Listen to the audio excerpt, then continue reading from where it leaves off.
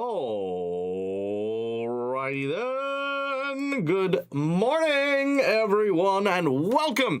My name is Michael. I'm the Dead Aussie Gamer, and welcome to Starfinder Second Edition. No place like home. Apologies for the technical hiccup. I got nothing. It just showed up. It was like, no, I'm gonna disconnect you. So whatever. We are here ready to play some Starfinder Second Edition with these lovely and amazing folks who comprise my Patreons, who keep the lights on, help me do all the cool, crazy things, and have a bit of fun. Guys, say hello to the folks at home. Hi, hello everyone. Yay! It's so good to see you all. I hope that you guys are well rested. I'm very, very excited for today's session. But before we kick off in today's game, we want to take a moment to thank a group of our sponsors who allow us to do all the cool, wonderful, and amazing things. We have Fantasy Grounds for our VTT of choice, which you can see behind me. I know it looks a little bit weird, but that is because we're in night vision mode. So yeah, night vision mode, which is very cool. But yeah, our maps, our rules, our tokens, our dice rolls, all of that is done using an amazing VTT that just is super easy and awesome. So there you go. Ta-da! We then have our Sirenscape, which of course is our beautiful sound effects that you'll hear throughout the course of the game, with an entire library of amazing sounds to immerse my players in any game, whether I'm at the table or online. Sirenscape is great for those sorts of things. And lastly, we have, of course, the lovely and amazing tokens from Hero Forge ready for people to check out with and engage. If you want to, make your own Hero Forge models and stuff like that, boom, there you go. You got your models, and then you got your characters, you got your tokens. So yeah, go check those out. As always, we have our lovely group of players taking on the roles of the characters within the adventure that we're going to embark on. We have taking the role of Gareth, the captain of our ship, and a Solarian who is on the run from the police group known as the Stewards. We have Cookie Mon Steve. Why, hello. Hello. We then have taken on the role of Elwyn, the medical officer from the Idara, a Kasathan ship that specializes in monistic practices. And upon their temperance, where they are now learning what kind of adult they're going to be, Elwyn has joined up with this crew in order to keep them healthy and safe. This is played by our dear friend Cass. Hi there. Then, buried in the engineering room, our large robotic figure, a former crusader from an ancient time, trapped in the whose soul, is trapped in a teapot housed within a robot.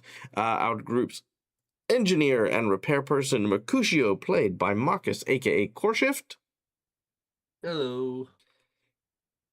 And handling our security, a former member of the Vesk Imperium, a Skittermander soldier who is now hiding out or is now finding themselves traveling with a group of space privateers. We have Medellin, played by the amazing Votaria. Hey everyone. Then joining us once more, we have, of course, our former gamer synthezoid android, who got into a spot of trouble with a bunch of event organizers and their previous agent, and is currently laying low aboard our vessel as the ship's pilot. This amazing character, June 30, played by our friend Syl.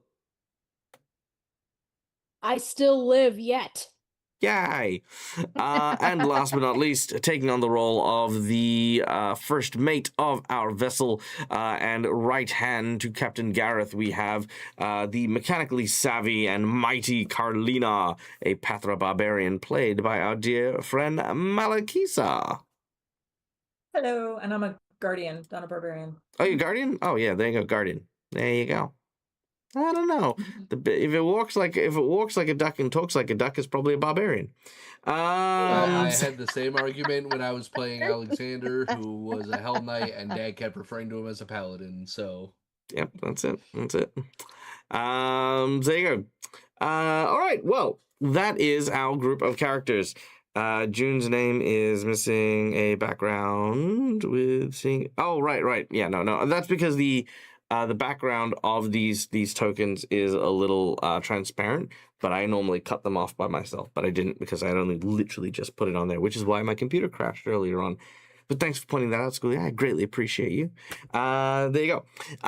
Okay, so now we have, of course, our lovely players ready to get gaming. And since we are behind, I'm going to speed run through, of course, our audience participation stuff. We have a ton of ways for you guys to join the game, have a little bit of fun, and enjoy what we're doing here. First of all, just by watching the show, you earn channel points that can be used in order to do a whole bunch of different things. Inspiration, wandering buses, divine intervention, divine healing, insight bonuses, tons of cool stuff. Check them out. They are amazing, and they all help our players on the adventure. We then, of course, have our monetary donations, which help us out with the quest while we play. We have hero points, which are these red marks that you can see on screen here, or purple marks, which I don't have, but, you know, they're there. We have the hero points can be used to stave off death, petition the DM for stuff that isn't in the rules, and roll with advantage. Jinx points can be used in order to counteract hero points, make back edge roll with advantage, and complicate things ever so slightly. For $10, I will do a plot twist shift, which of course will be either a draw from our random plot twist deck, which will basically give me a narrative prompt, and I will use that prompt in the game in order to influence it, or I will do a draw from our lovely roll and play random assorted table book, which has a whole bunch of really cool adventure ideas, incident ideas, and stuff like that, all formed into tables that we'll throw into the game. Yeah, there you go. We then have our $20 natural 20 because sometimes shit just needs to work, and a nat 20 is how we do it. $50 we have our boss buff, which of course is our strengthening of a fight to make it more difficult, whether it's the parameters that change, the terrain that changes, these, you know, we ran in extra complications, whatever it is, it's a massive boost to the fight. Or a draw from the Harrow deck, where we get a random card from a deck of prophecy known as the Harrow. Our heroes will then be receiving a prophecy, and if they fulfill it or absolutely reject it, the entity within will bless our heroes with a magic item, a secret fighting art, and a boon. So there's that. And lastly, we have our $100 secret menu item, which of course today and for the rest of the week, we are going to be having our secret menu item be it's going to be a boost to a lovely, amazing character that has been doing very, very well these last few episodes, and that is of course to Elowin. Elowin. Your character here is apparently beginning to learn monastic traditions, and so our secret menu item will be for you to receive proper tutelage from a master martial artist for your character in order to learn unarmed combat. What this will provide Elowin is Elowin will receive a very special item that'll allow them to function a little bit better in melee combat, known as the Hand Wraps of Mighty Fist. In addition, these fists will allow you to not only do more damage and stuff like that, but I will also be throwing in a reaction for you to be able to deflect one attack per round. Not a great thing, but, you know, it'll at least give you some functionality for your melee combat as well. So that is our secret menu item. Elowin will meet a story-based master and will study martial arts. So there you go. Now, in addition, there's another reward for this month, and that is if we manage to fill out and finish the DAG survival check for the month, which we have another 3-4 days left on it, we will give every table an advancement into having a free archetype for their campaign. Each table will then be provided with this to try out and stuff like that. And keep in mind, this may be only temporary, but it does set us a nice little goal. What is a free archetype, you say? Archetypes are kind of like your prestige classes, your multi-classing and stuff like that. And there are a lot of DMs out there in the world of Pathfinder who play with a free archetype being given to every character. We will, if we hit the DAG survival check, we will set our goal as all tables will get that, and we'll get to try it out ourselves. We will try it for no less than 3 months, and see how we go. And at the end of that 3 months, if we like it, we'll keep it. If we don't like it, we might, talk about potentially going back to no free archetypes for future games and stuff. But, we'll get to there as well. Now, before we get started, we have a couple of rewards here. We have a $15 donation from our dear friend Cookie Mon Steve for 2 hero points for Mercutio and a Jinx point for me. Thank you very kindly, Steve. You're welcome. And there you go. And then we also have a $20 donation from Schooly Eye. Double the role play this week. So double plot twists. Okay, we had okay, so here we go. So plot twist number 1 from Schooly Eye. We have a beloved tale. A beloved tale. That's always a hard one, because I have to make up an entire story within a story that apparently everyone knows. And festering insults. Interesting. I feel like this table had that one, though. I feel like we had festering insult. Let's try a different one. Here we go. No, I don't like that one. Not that I couldn't do it. If it did go in, it would be a very lame kind of. It would be just out of the way. You know what I mean? All right, interesting. Away with words. Okay, beloved tale and away with words. I like how those two fit kind of together. So let's see what we can do with that. Okay. We got a couple of ideas, maybe. All right. You guys ready to play? Yes. Yeah. Yay. All right. Then, without any further ado. There's some ado. What's the ado? Sorry. No ado. Never mind. Continue. Very well. So, when last we left off,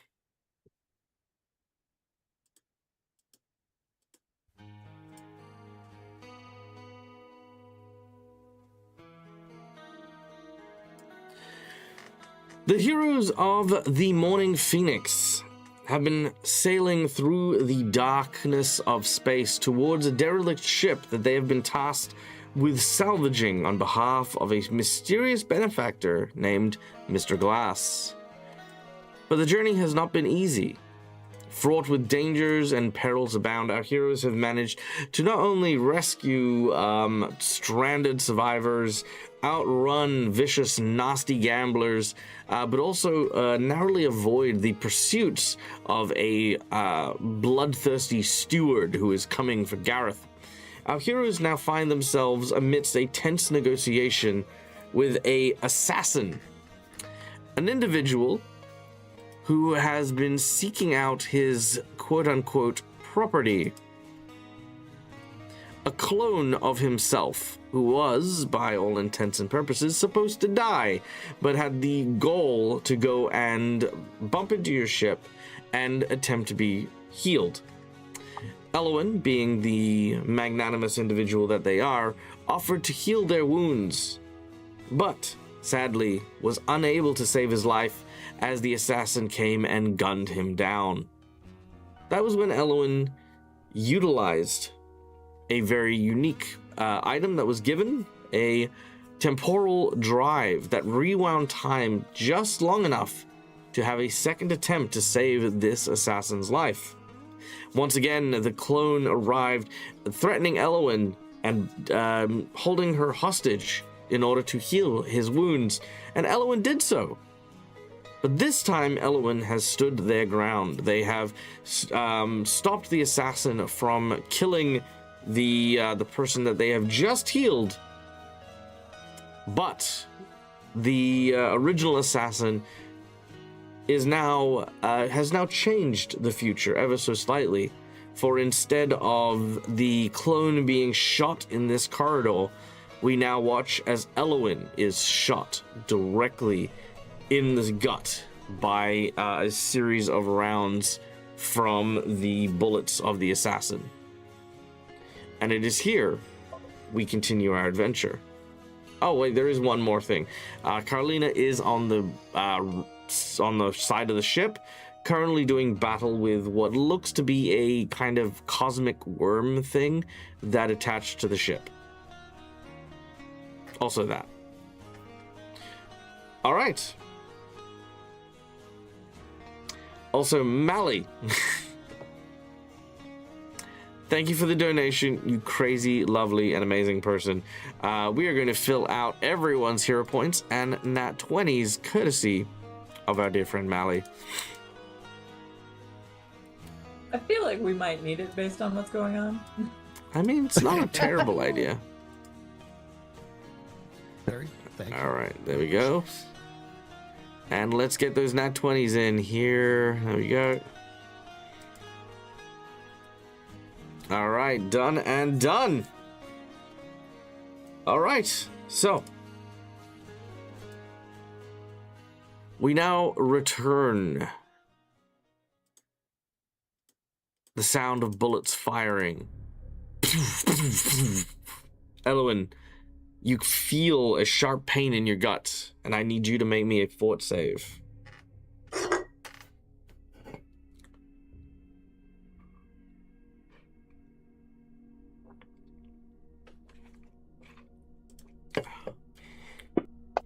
Ka-cha! Oh. Well.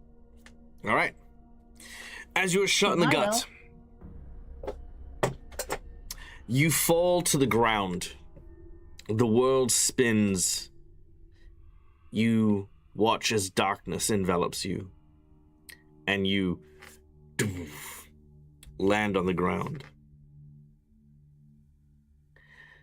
Medlin, you are behind this assassin, who, again, was invited by Gareth aboard the ship in order to try and take away the assassin that was on the ship. Elwyn, for some reason or another, stepped out in order to prevent him from doing so, and that is when Elwyn has been shot. Behind you, Medlin, Gareth is around the corner with armed and ready to pop out. So, what do you do as you watch the assassin fire into Elwyn? How far behind is Medlin behind the assassin? Not far. Pretty close. We're not in combat, so there's no Okay. distances and stuff like that. We're in a cinematic combat kind of thing. Medlin is going to get very upset. And she's going to take a flying leap at the back of the assassin, pulling out her knife and trying to stab right into his neck. Sure, go ahead. Okay.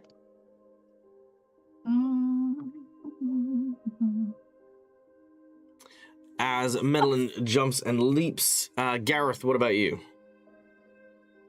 Well, he Okay. had his ready to action Mhm. against him, so that I would assume would go off with his. I don't know if Well, that even okay. rolled, right? Strictly rule speaking, you can't ready actions outside of combat. What you're doing is you're just ambushing. So again, all cinematic. It's all Okay, yeah. Okay. Well, I Yeah. guess. Well, when Yeah, when you're he not readied the limited. Action, we were action. What I Sorry. mean by this is you're not limited by the rounds in terms of what you want to do. If you wanted to if you wanted to prepare, so if when Elwyn went down, you kind of phoned for pizza, you called out, you made your order, Yeah. you pulled out your gun, and you shot over the back of your shirt. You know what I mean? Like you're not limited by what you can do in an ambush the way that you would be for Yes. ready. Yeah. And that's fine. But when he readied the action, we were in initiative last. We time. were. That's why. So That's what threw me off. So that's more. What do you want to do? Broadening. Yeah. Well, what he would have preferred to have done was actually be to have attuned graviton instead of photon, and Okay. to essentially attempt to trip the guy. Okay, bear with me. So you are now attuning to graviton. Yeah. Okay, done and done. And as such, he would, and he's seeing that he wants to try and take the guy down. Do you say anything about that, or just go nuts, go ham? It's like at this point the guy's just shot Elwyn. He's going ham. It's not. There's no like. Okay. So. All right, then. Which case?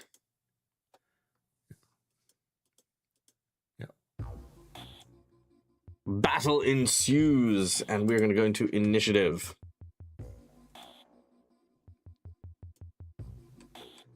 All right. Carlina, we're going to start outside of the ship. Carlina, you and Boyd are dealing with this egg, which seems quite impenetrable. You both are using your welding torches in order to try and remove the egg, but it did not seem to work, and I believe you started trying to cut at the plate that it was attached to. Is that correct? I was going to try to tase the thing off. I mean, before we got to this point. Is that what you were doing? Were you trying to cut the plate that the egg was? My last action was to make the taser. Oh, okay, cool. Yep. Okay, yep. And the thing attacked me. Okay, very well. You attempted to taser the strange tentacle worm thing. Yeah, go ahead. You can take this turn to tase it. Okay. Do I just roll an attack and figure? Because I don't necessarily care about killing it. I just want it unattached from the ship. So. Oh, that's right. You ripped off the lights for life support, which is why we're in darkness. I remember now. Yes. I recall very well. No, you can tase it. I'd say make a melee attack is what you kind of want to do. You can do it with something that you are proficient with. That's fine. Okay. All right. I guess that's unidentified too. Sorry. Oh, this thing. Yeah. Identified too. Oh yeah, flare leaves. Elite. I don't like that.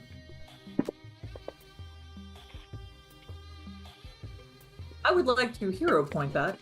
You may hero point that.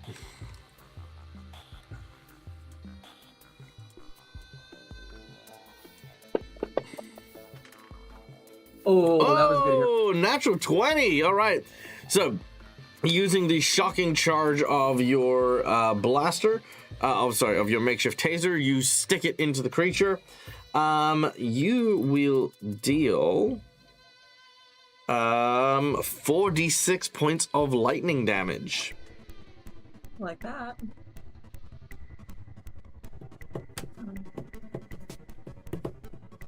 Do I need to do anything to get lightning, or just do 4d6? If you want to type in chat /roll 4d6 and then space electricity, that will roll it for you like that. Okay. Slash 4d6. Roll, you need to put it at the start. Yeah. Slash roll 4d6, and then just lightning after it. Electricity. Electricity.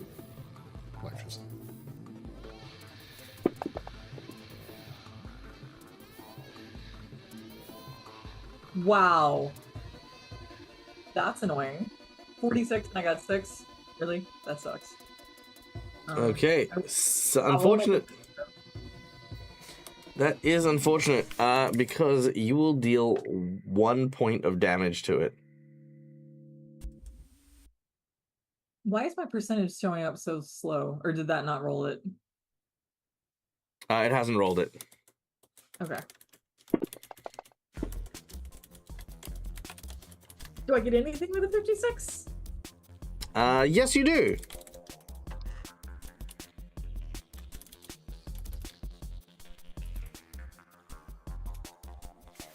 Actually, I should get my other crit deck because we are playing Starfinder. I forgot that we actually had a Starfinder game. Hold on, 1 sec. Oops. Give me something off of this, please, because that was the worst damage roll ever. The lucky chicken got you a hit. I mean, at least I got a hit. Was Madeline supposed to do any damage to the assassin when I attacked? It's the same thing. Like Okay. Gareth didn't actually do damage with the because it was pre-combat essentially. Okay. I think. Well, we could double check when. I mean, I would hope so. I only stabbed him in the neck. I think these are Starfinder First Edition, so I might need to check to see if there's an updated deck. I don't know if there is. There might be. There should be by now. Hey, Dag, Anna had a good question. Did Madeline and Gareth actually do damage to the assassin on? Oh no, this is just the attacks? no. Well, we haven't gotten there yet. Okay, so nat 20. Here we go. All right, Carlina. You're using a energy weapon. Target is dazzled for 3d6 minutes. All right, roll your 3d6.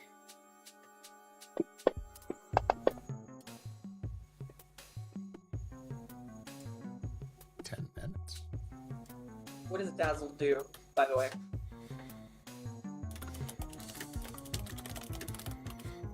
Dazzled? Good question. Dazzled will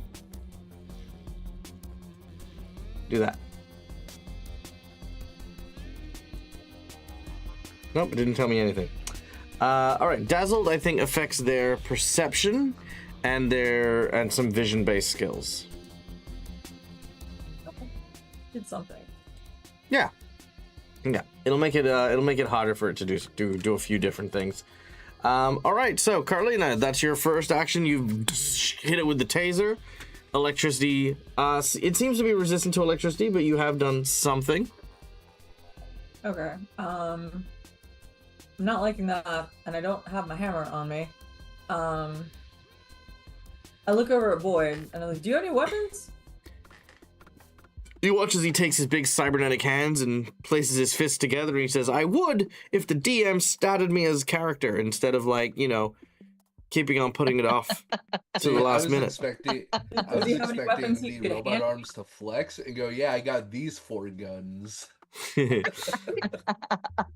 He raises his fist and tries to fire it. It's like, oh, it's not working. Oh, man. What the hell? No like, oh my... He would do that though. Well, I mean, he didn't really come out here to go fight something. That's what I was worried about. Yeah, do I have any weapons in my toolbox that would be punchy? A wrench? A wrench? Do 1 damage. It's metal. It doesn't have good reach either. I don't care for that. No. Again, generally weaponizing things is more improv rather than anything else. But let's say that you've taken an action to kind of look around and take a look. All right, and did it seem to detach from the ship at all? Boyd is making some headway removing the panel. It does look like the egg will likely go off with the panel, but then you will obviously be missing a panel. So far, it is working to a degree. Okay, all right. Can I assist Boyd with removing the panel? Yes, you may. Make a crafting check. Okay. I can do that. All right, you begin to remove the panel.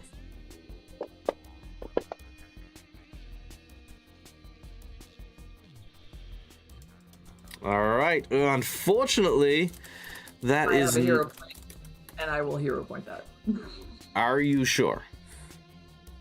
This isn't going to solve your problem immediately. Just FYI. It's still going to take a few rounds. But will it make it go faster if I help? Marginally, yes, but also the creature could just move out of the egg and then it won't work anymore. I just don't want to take a hero point without giving you the full understanding of, yeah. If you want to use the hero point and try it, you may. I'm not saying that it won't work. I'm saying that there is a chance that even with this success on this particular check, it'll still manage to get away. Got it. That's fair.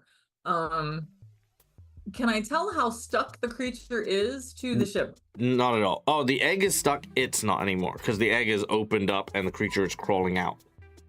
Okay. Is it like a snake-like kind of a creature? Yeah, it's a tentacle with fangs, you know. Tentacle with fangs. How big is the tentacle around? Like circumference? Yes. Okay, I'm gonna tell you the same thing I tell Neil all the time. Don't piecemeal me questions. Tell me what your plan is. Well, I was thinking about kind of grabbing it right behind the fanged head and trying to latch it onto the assassin's ship. No way to do that. No way to do that. The assassin ship is ages away. Ages away, okay. And just picking it up and yeeting it into space probably is not going to be an option. Yeah, no, you could potentially do that with an athletics check and, you know, to pull it out, and then once you're there, another athletics check to kind of release it into space. Could work. Okay, let's try to yeet it into space. Okay, this will be your third and final action, as well as your second attack. So I'll need you to make a athletics check at a -5. We also have an inside bonus. Here's your inside bonus, Carlina. Doing multiple attack actions is risky. Right. If But wouldn't you it be -5. Damn. Yeah.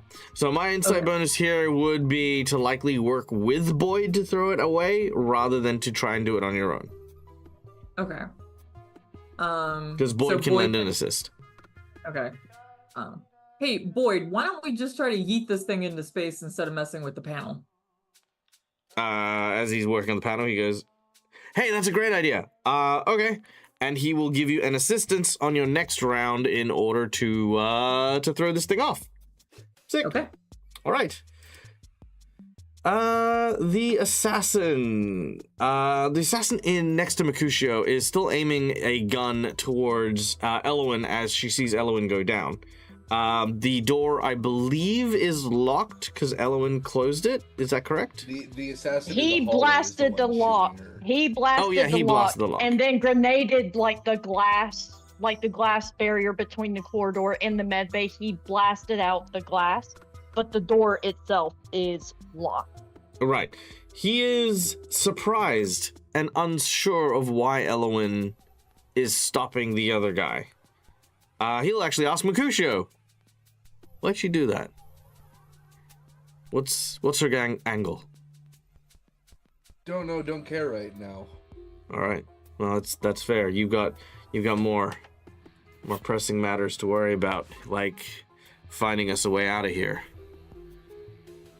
Oh, I'll find you a way out of here, all right. It involves a body bag, though. Oh, you say that, but you're forgetting a very important factor. Oh yeah, and what's that?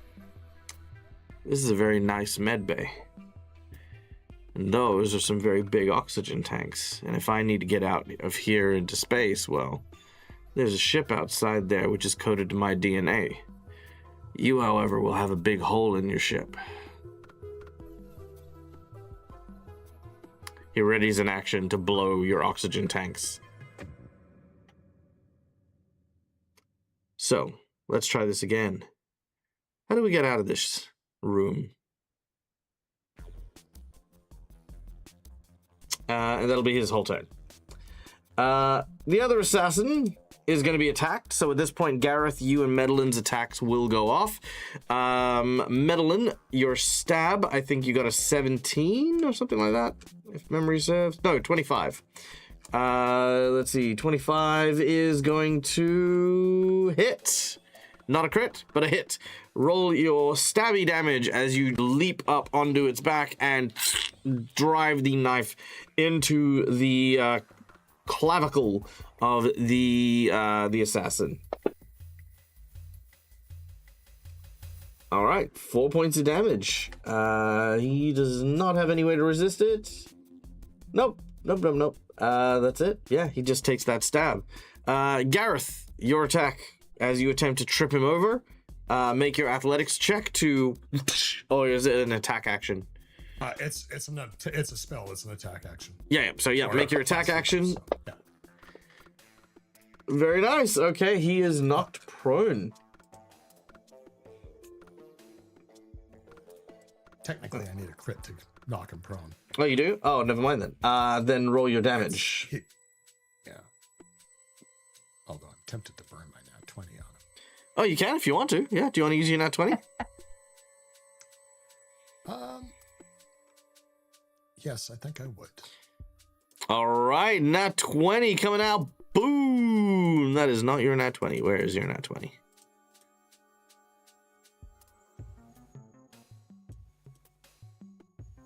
Huh? Every single one but his. Where is your nat 20? It's hiding. There it is. Oh, that was it. Yeah, no, I know. There you go. Okay. Nat 20. Done. Okay. So I will also do the bludgeoning, I guess the crit with the bludgeoning damage on him as well. Mm-hmm. Yep, go ahead. Go ahead. There we go. And that is bludgeoning. So that's this guy. All right. 18. And if you'd be so kind as to roll us a percentage. I can do that. Nice. That is a critical strike. Okay. Well, I mean, it is a critical strike, but also you'll get some extra bits and pieces like, let's see, this is an energy attack or spell attack. No, it's a solar flare. Technically it's an energy attack. But it is a spell-based one. Yes. Because this is more energy. This is more energy weapon type. Let me open it. Yeah, it you know what? It doesn't. It just says Solarian activities. It's a class activity. Okay, so yeah, so this will be a spell. Flash of Insight. You immediately gain the benefits of an augury. You may ask a single question, and the forces of the elemental nature around you will answer you to the best of its ability. Oh. Mm.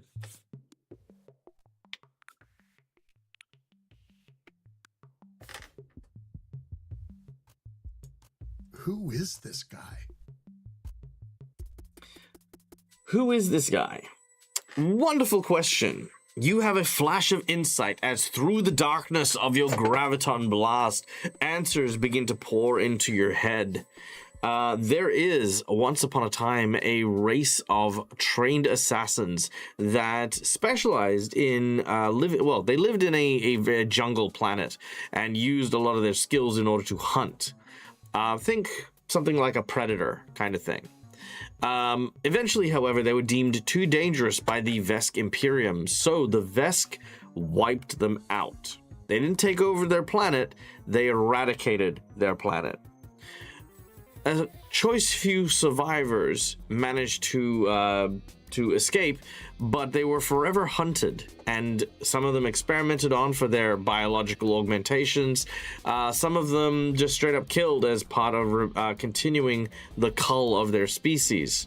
In a bid to try and survive, they started to research and undergo cloning, where they would indeed clone themselves again and again and again and again and again and again and again, and send these clones out to do jobs to further their research to try and save their species.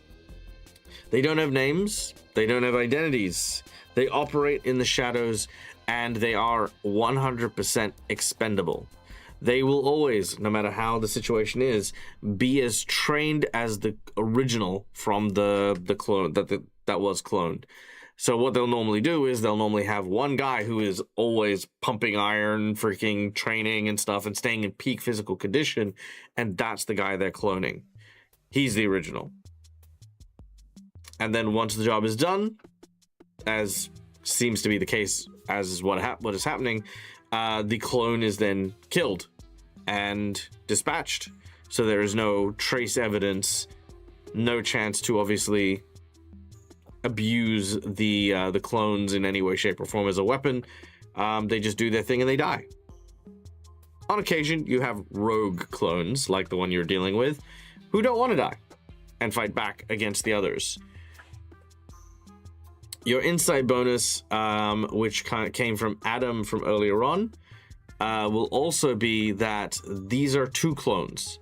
The first clone is a rogue. The second clone was created to kill the first clone and will likely kill itself once its mission's complete.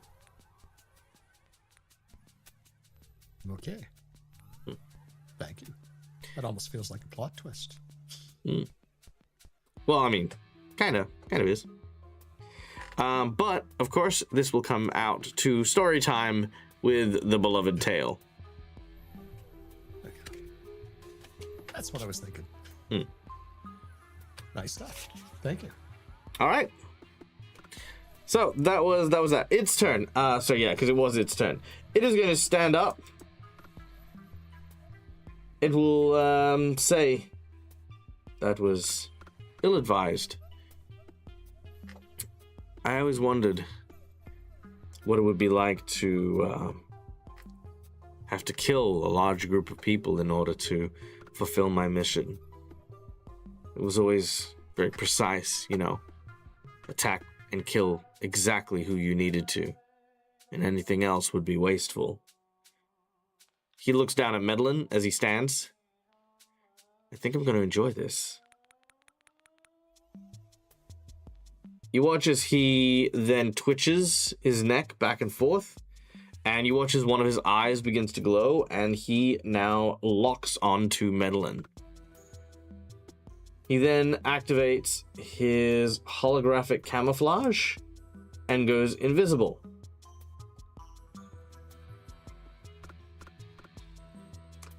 As he disappears from sight.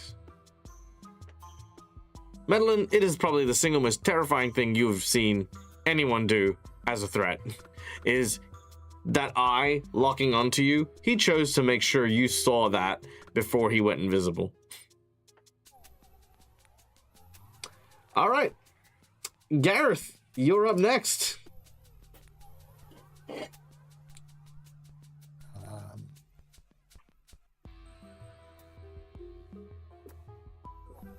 Damn it, he's gone invisible. Can't see him.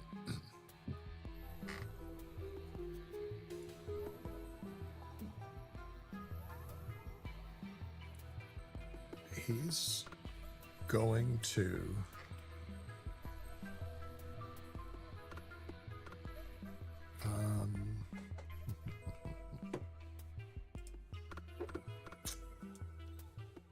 he is going to, you know what?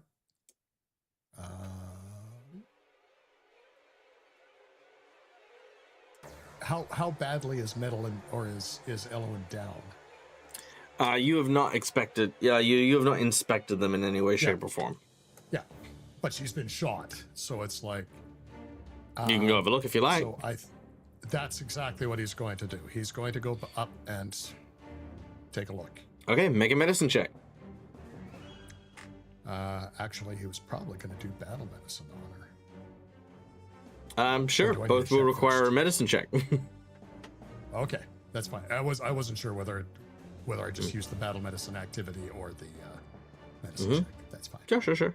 Okay, so just roll. So do I just roll the medicine check, or do I do the battle medicine activity? Go to the battle medicine activity. Okay, I will do that. So, where is the? Sorry, I'm not used to. Okay, that's. Sorry, is that the little potion bottle? I apologize. It's like I'm not. Or is it the dice underneath it? It'd be the dice, I believe. Okay. It's usually the dice. Let's find out. Okay. Yeah, I know it was just confusing and it was second. Okay. Oh, very nice. Success. Okay. You realize that Elwyn is uninjured. Elwyn has been stunned.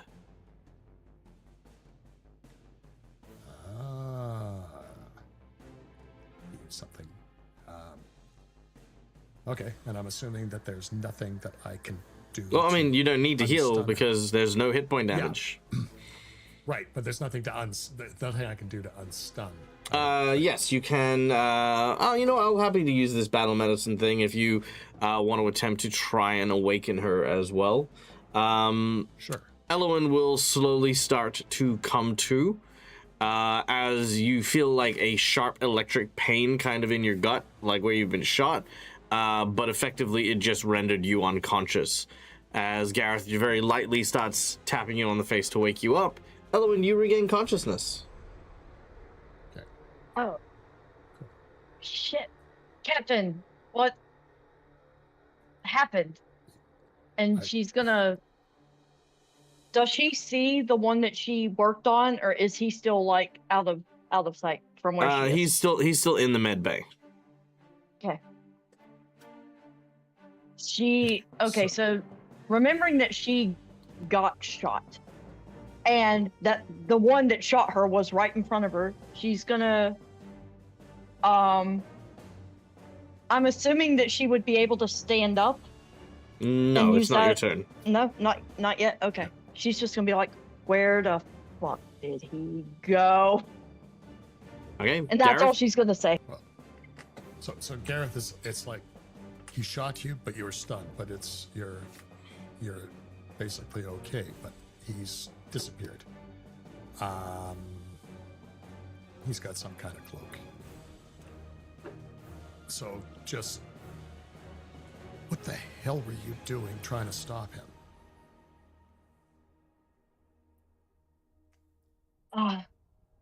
She's gonna look over, definitely not seeing him.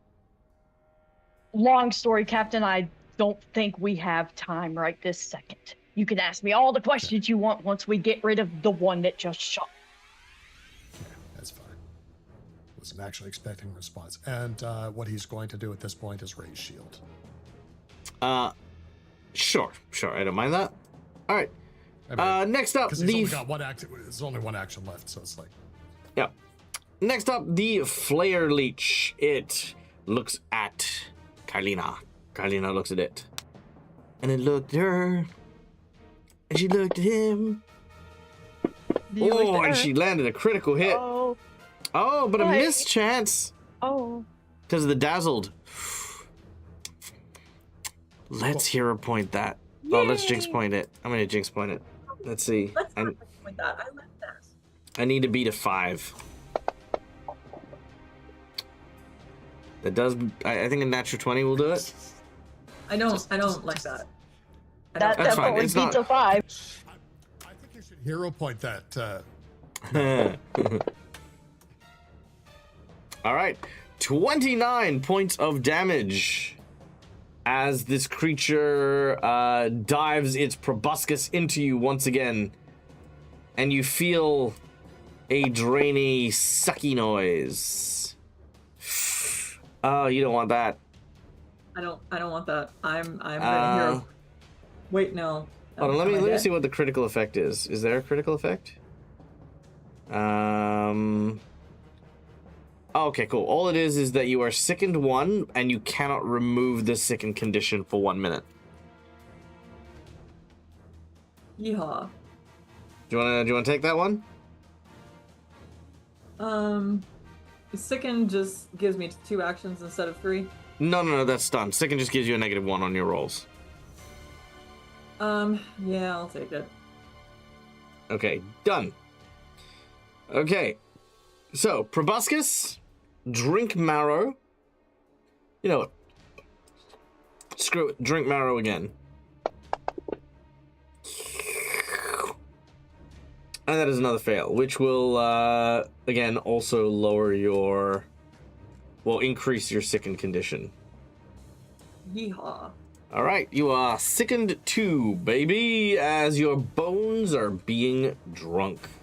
Mercutio, you are inside of the medbay with the clone.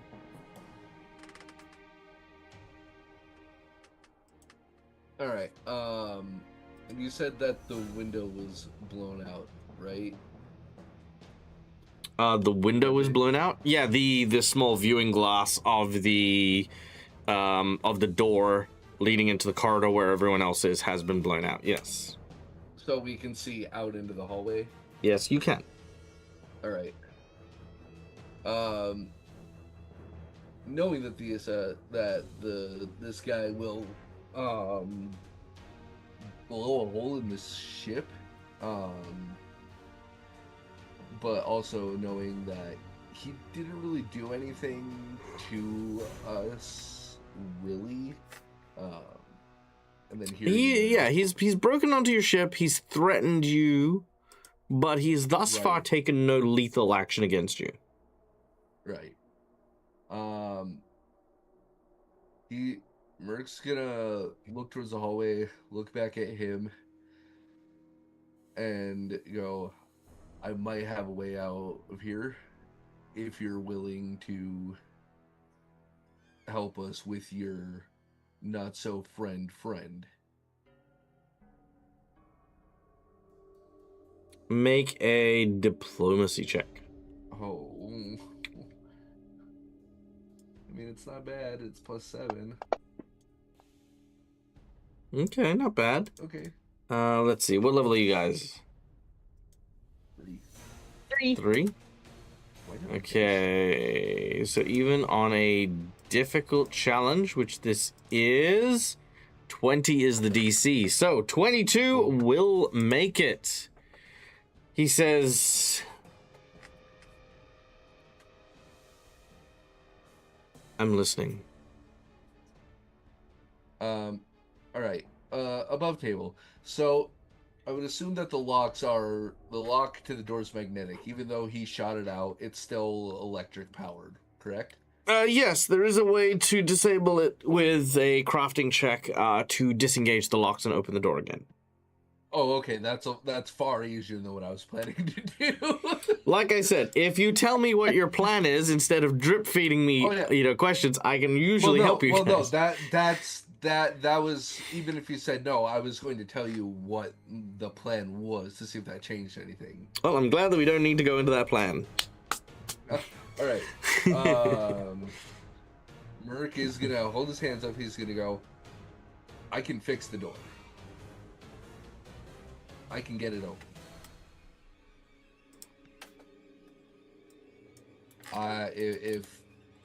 If Elsie's good in you, then I need to trust her.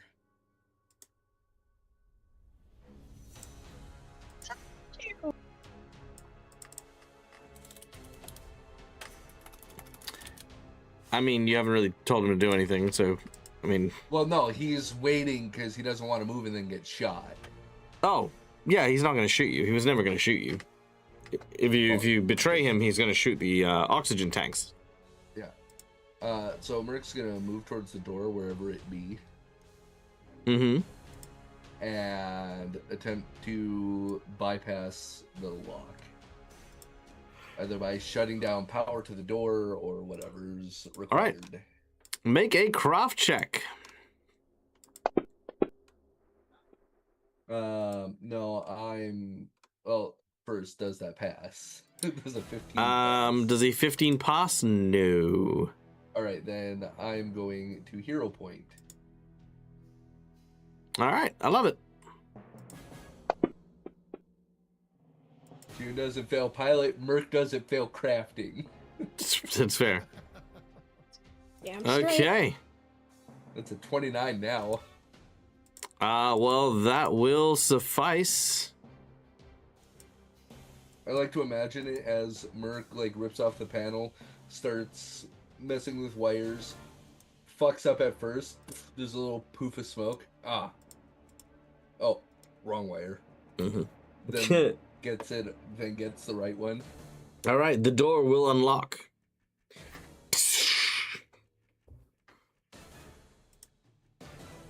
Mm-hmm.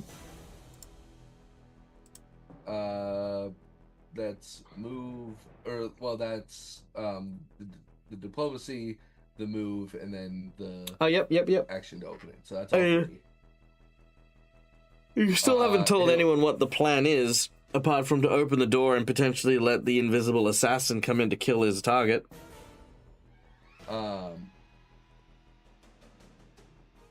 Merc doesn't know he's invisible. No, that's very true. Yeah. So Merc's gonna open the door and gonna yell to everybody. He's basically gonna tell everybody to just not attack the guy behind him for now. Not for now, but I mean, that's what Merc is going to do for now. Sure, not a problem. All right, Gareth, Gareth. You and Medlin are kind of the closest ones here. Response to Mercutio now telling you not to attack the guy.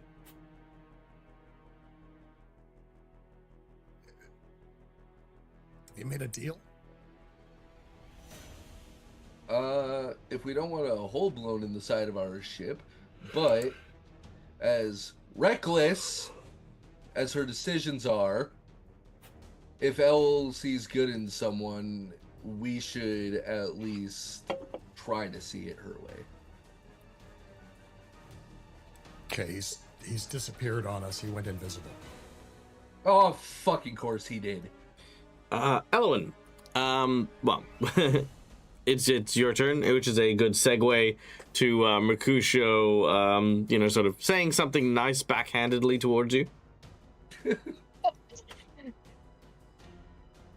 Elle is going to stand up because I'm assuming she would still be down, so she's going to stand up and go, and yell back, listen, we don't have time to go into the whole backstory right now. Is the other guy with you?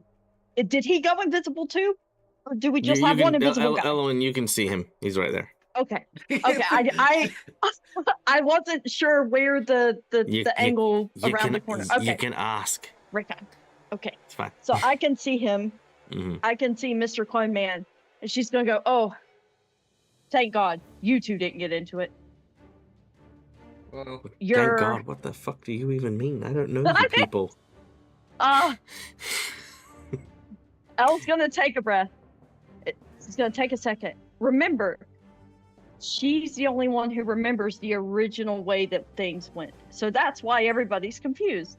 After getting stunned and then getting back up, it takes her a second. She's gonna breathe. Mm-hmm. I'll fill you in later too, but your guy has gone cloaked on us. And she is going to cast and she is going to heal Mr. Cloney Man again. Nice. All right, you heal him for 15. And then for her last action, you can only ready the amount of actions that you have available, right?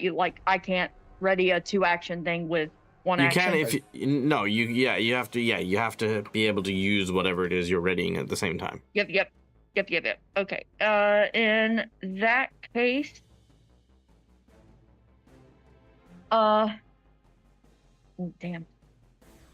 In that case, for her last action, she is going to just take up a defensive stance, not to actively cast or ready anything, but just prepping to offensively cast when it's her go again. Sure. All right, Madeline.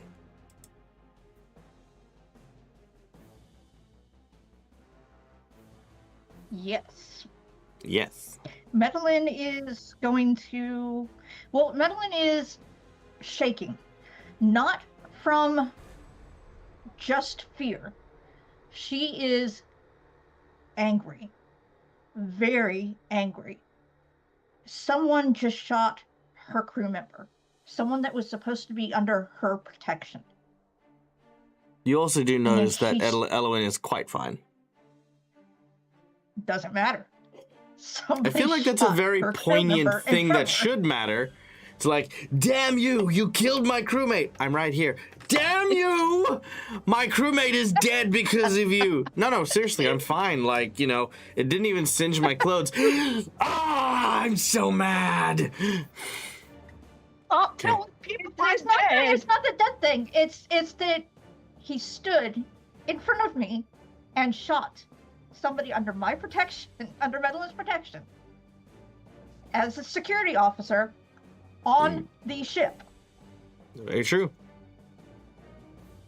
It's very true. And she could have died. And so, due to your negligence. Yes, it reflects on Madeline as security. Wow. Damn, Dag.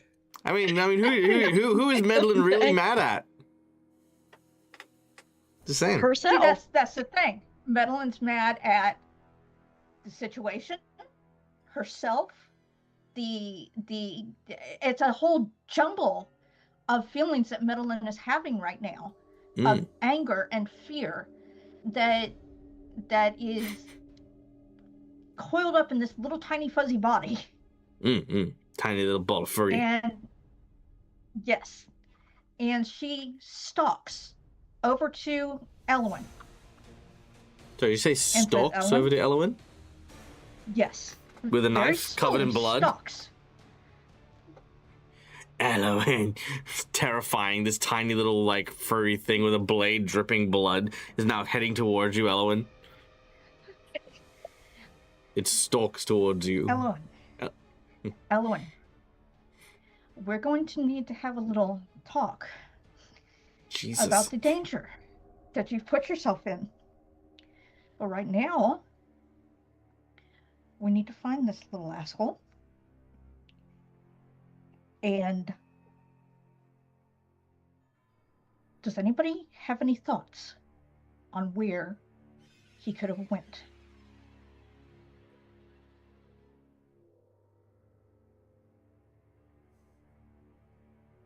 Elwyn's just gonna, once again, I'll explain everything to the entire crew at one time. Chances are, she's gonna jerk a thumb toward, or tilt her head toward the other clone, the one that she just healed. In the meantime, it's my patient. I've just treated him and done surgery, not fucking letting him die. Thank you very much. Okay. Sensors need to be activated. Do a full ship sweep and see if we can find any kind of biological signature. Yeah, that's not gonna be worthwhile. It's gonna take too long, and it's gonna ping every single person on the ship as is. Close, but slightly incorrect, as I was about to say, that this ship, unfortunately, as previously mentioned multiple times, has many broken sensors and does not have that capacity. Captain, Oh, sorry. can we please fix the sensors as soon as possible? Not Right now, you currently, I would also like to point out, have no life support. Yeah. This is not that kind of ship. I get that everyone's all like, sci-fi. This ship should have all of these cool things that we have. You currently have a busted door. Your life support system is currently being makeshift used as a taser. And your AI is currently playing Go Fish with the pilot. Yep. What the hell was that? Heck, go fish. We're pulling over here. We're doing gotcha pulls. Just kidding. Done. Oh no, June has shown Expo the wonders of Genshin Impact. You bet Okay. your butt. We're so cooked. Captain, Hashtag not sponsored. can Expo, like, even just go down the halls with a fucking net? Do something. It's like, just get ready. The corridor is very busy. As we then shift gears into the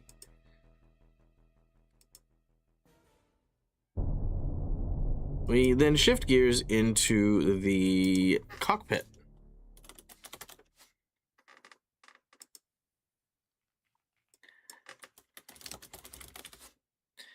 Bum bum bum bum bum bum. Here we go.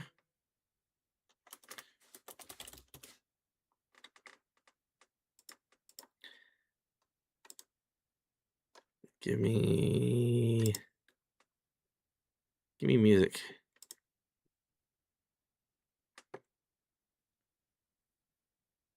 Maybe? What's this?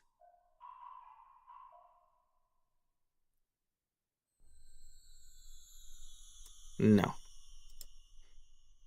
Ooh, what's this? No. Hang on, we'll get there. I want something that isn't panic music.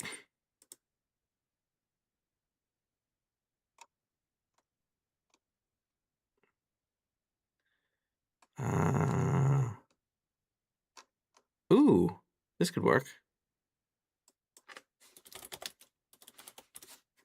Oh.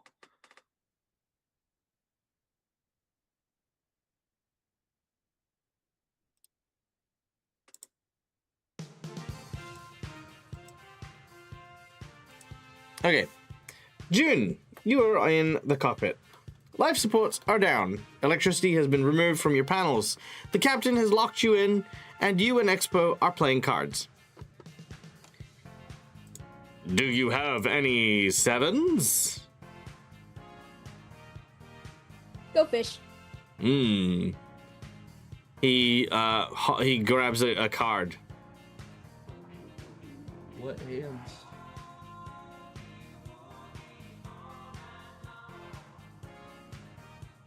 I think at some point June will like notice that the room is probably a little less noisy, a little less, background hum of electricity. And Oh yeah, no, you're doing this because there's no electricity.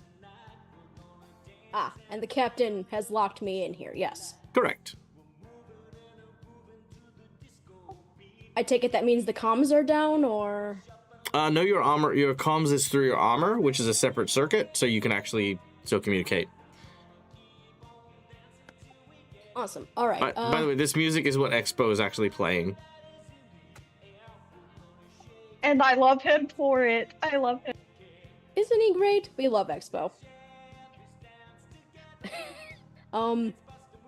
So June just kind of awkwardly radios the captain through comms and is like, "Thank you for keeping me away from whatever's going on in there, but should I be worried? Should I come out there? Is there something I need to do?"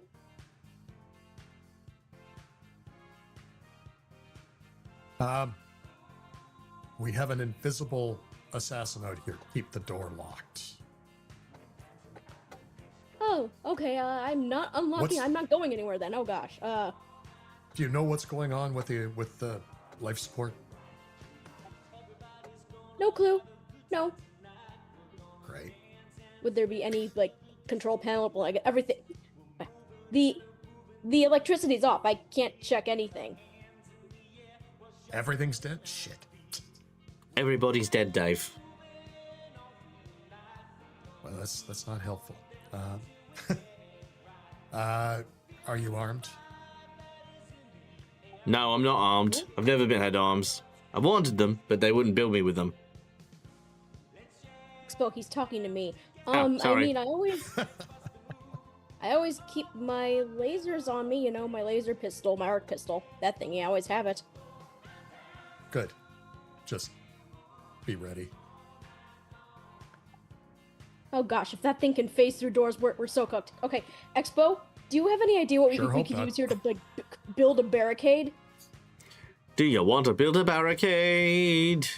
Yes! Not how I thought that was gonna go. I thought it was gonna say go fish. Damn it! Fuck, that was so much better. Ah, man. We can retcon that. Go fish. Damn it. Fuck, that was so good. Well done, Marcus. Okay. He says, build a barricade. I can tell you how to build a barricade. I was once a barricade. My grandfather was a barricade. Grab that chair. Okay, she does. Now place that chair in front of the door. Okay, right, I guess putting it in front of the door is a good start, but I was thinking about, like, what if we have to go behind cover because this guy's, I don't know, he phased through the door and he's creeping around, I don't know, actual cannibal, I don't So know. your plan to try and defeat someone who can phase through doors is to build a barricade?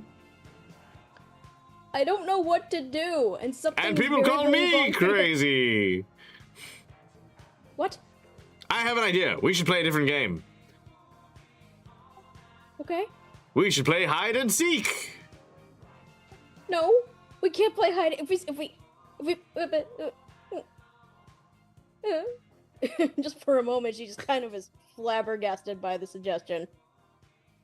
I think what Expo is trying to communicate to you is you should hide from the assassin that can turn into a ghost and walk through walls.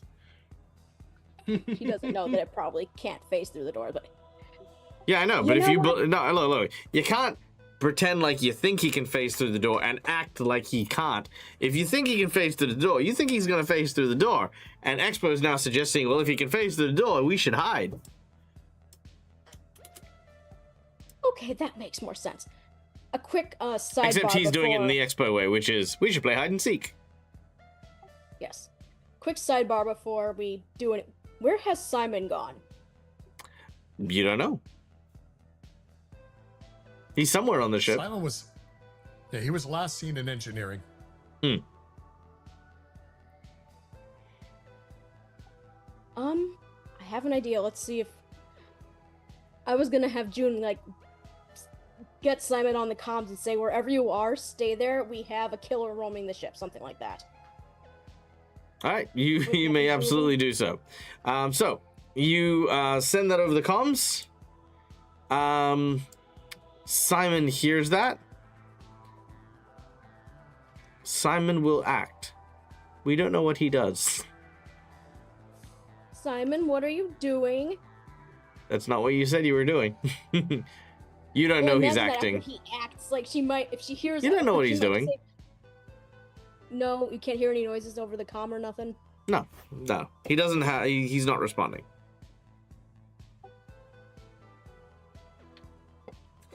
And I was going to buy so many nice wigs for you too. Hey, you don't know what he's And- doing. Stop making assumptions. I haven't told you anything. I know. Is she kind of badgering him over the comms anyway? Yeah. I mean, I guess. Then, with If you're being also silly looking, aside, if you're also looking for something to potentially do prudently, finding out why life support has suddenly gone down and how to potentially restore stuff is a question for perhaps Boyd or Carlina, who are outside currently repairing the ship. As last you know. okay, yeah, I wasn't sure how much I would catch of that, but No, that's fine. time Yep. for comms directed at Carlina and Boyd. Carlina, is there something going on out there that has damaged the systems and that's why everything's down? Yeah, kind of busy right now. There's a space worm with its like thing inside my leg, and I'm not feeling really good. So we got to get this thing off the ship first. And once we do that, I will get life support back on. I don't feel so good, Mr. Stark. I was thinking it. Is there anything June can do to like pass support over that way or not? Without electrics, no. But you could possibly send Expo to help, and pilot Expo. That doesn't sound bad. Let me just take a quick look or see if I have any sneaky aces up my sleeve. Well, if that's the case, because I mean, you've only got one more action left, you can start by piloting Expo, and we can head in that direction. Yeah, alright. Yeah, that's right. What I was looking at wouldn't fit. Anyway, All right, go. Expo, could you Yes. go out and maybe help them at least get the repairs done? So that they Can can do. I'm great at repairs. Yes, you are. And he goes towards one of the air Fish. vents, and as he goes towards the air vent to travel into it, you watch as he slams into the nearby wall panel, breaks through the wall panel, and goes into the wall instead of through the vent. How are we gonna fix that? Dum dum dum da da da da dun dun dun da da da dun da da da da da da da da. As he is heading towards Carlina. All right, that was June's turn, bringing us back to Carlina with a giant insect sucking on the marrow of their bones. All right, we're We gonna can turn off keep- disco music now. Okay. Yeah, there's no disco music out here. No, There's no disco music in space? no. No. In space, Oh. no one can hear my marrow being sucked. Sorry. I feel that this entire game is designed like tonight is to break Steve. Yeah. That's fair. It's Yeah. work. And just so you That's know, every it's week. working. Okay.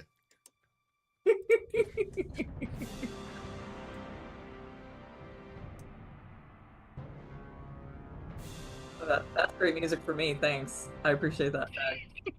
Yeah, I was Well, like, I that forgot to music mention- change is flawless. Well, I was going to describe, as it is sucking the marrow from your bones, you do realize it is getting larger. Yeah, Boyd and I are. All right, Boyd. Let's get this thing off the ship. All right, make an athletics check Now, and try fast to... now. Yep, make an athletics check and try to yeet it. And try to what? We're eating it. I'm using my nat 20. Are you sure? Yeah, yeah. I am positive. We are eating this thing off the ship. All right. All right, with your natural 20, what does that actually bring your athletics check to? That would make it a 30, and I'm at a -2, but Boyd is also helping me. Perfect. Boyd will give you a +1. Okay. So 31, which is still fine. All right, that is a critical success as you grab the leech and launch it from your personage. It starts to drift outwards away from the ship. It then looks in your direction, and you watch something horrifying happen. You watch as several fingers come out of its mouth,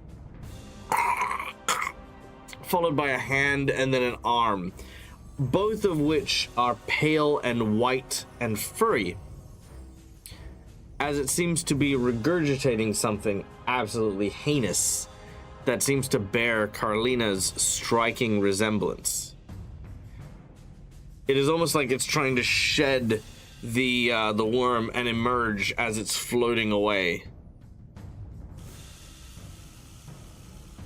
You still have 2 more actions. I'm gonna look over. Do we have any doubles of any tools? No. Like No. trenches? You just ripped out your life support to make a taser. No, you don't have spare anythings. Okay. Wait, are you seeing that? Is there any answer that I'm gonna give that isn't gonna make me feel like throwing up? No, because I feel the same way. I'm not. Sick. I'm not like that. Yeah, no, I don't like it either. Okay. I'm gonna keep watching. You Like, just is watching coming it? any closer? Yeah, is it coming any closer? Not presently, but if you're gonna watch, that's okay. We'll leave it there. Back to Sure, it's not the coming back. back to the assassins. Assassin in the clone assassin. So, you had a plan, robot?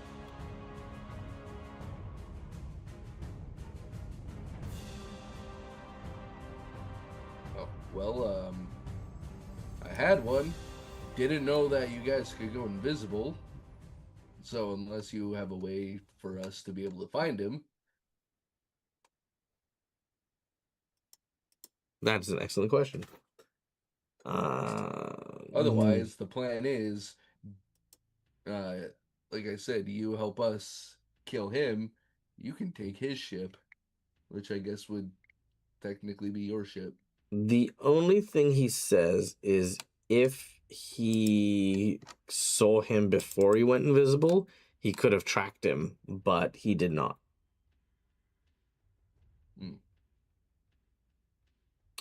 He looks at you and says, I thought you said you had a plan. Well, there's always a couple steps to every great plan. He is going to be disappointed in that response. But he says, "This is foolish. I cannot waste my time." And he runs out past Elwyn, unless Elwyn's going to try and stop him. Wait, where are you? Was that a yes? Elwyn's trying to stop him? Yeah, Elwyn's gonna not to actually grab, but just kind of throw an arm out and be like, "Wait, where are you going?" All right. Well, with a 21 on his acrobatics, he slides under your arm and behind you, and will attempt to hack the console to try and get in through the door here. He will make a computing check, which he sadly has very few ranks, if any, into it. Yada, yada, yada. No. 10. Yes. Madeline can see him coming out, correct? Correct. He's going to speak up and say, you're a clone. As you say that, the You door can opens. disappear too. You know how it works. You can disappear too. You know how that works. Can you find him like this?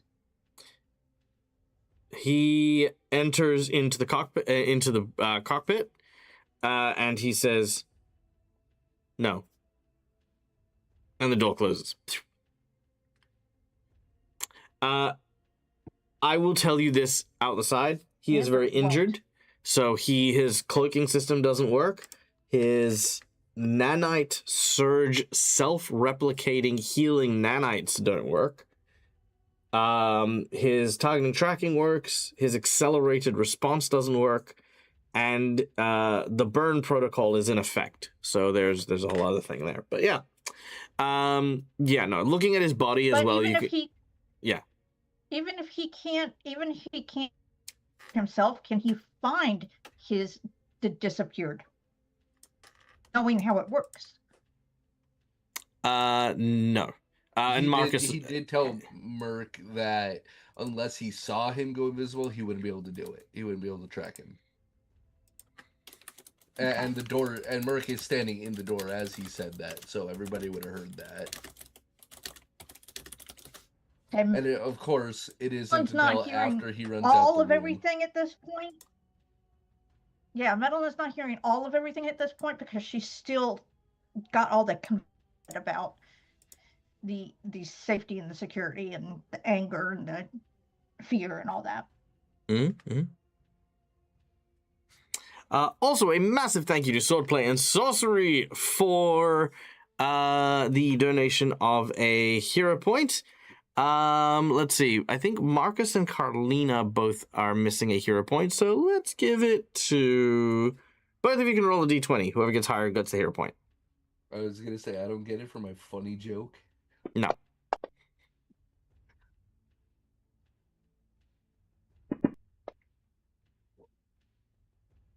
No. All right, Carlina, we're giving you the hero point here. Also, real quick to answer the question, it has been so long. Hope we're doing well. I am doing well. I hope you're doing well. I miss your face. By the way, for those of you who don't know, that is Jakin. We love Jakin. Jakin is one of our favorite people. How is Starfinder 2nd Edition? Starfinder 2nd Edition is great. Honestly, I love the fact it's backwards compatible with Pathfinder 2nd Edition. I think it's smooth, streamlined. You have so many different actions. It's very cinematic, feels very natural, feels very easy. And the amount of options and variety, because it is compatible with 2nd Edition Pathfinder, makes it so that there are so many options for you to take, not just with sci-fi characters, but also with characters that may come from more primitive planets that have more Pathfinder-esque character builds coming in and doing stuff as well. The only gripe that I have with it is that they haven't released the Technomancer and the Mechanic yet, which I think are two very primary things you need for Starfinder, but they're coming out in like August or something like that. So they're on their way, but they're not here yet. So there you go. That is my 2 cents and my feels on that. Madeline, I'm going to give you a reward here. Oh. Way with words. Okay. You ask him about how to see the invisible creature and stuff like that. He takes out something from his ear and just throws it at you before the door slams shut. It's broken, but it is indeed a target tracking device. So when used, it can lock onto a target, and once a target has been locked onto, it's kind of like see invisibility. You can see that target. I mean, they're still concealed, but you know where they are. And it's broken. And it's broken. Yeah. So.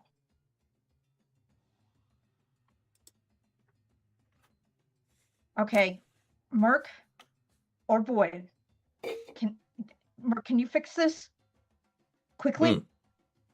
Sorry, to clarify, it is not your turn. It was the clone's turn. The clone has done this. It is now the other clone's turn. Which, unfortunately, you do not have time to ask said question because the invisibility breaks as the assassin reappears. This time, however, in the common room. Down the corridor at the other end of the ship. He has set up on a table with some snacks, some soft drink, what looks to be his arm, which has been transmogrified into what appears to be a large, long-barreled rifle, with his hand kind of as at the end as a scope appears kind of between his fingers and the barrel at the end of his palm. He leans it against the table as he takes aim at Medellin. Unfortunately, he did not have enough time to ready an action to kill his clone, but he now does have the ability to shoot an off-guard Medellin, as promised, for stabbing him. All right. A blast kicking back from the rifle fires in your direction. Oop, ignore that. Off guard. There we go.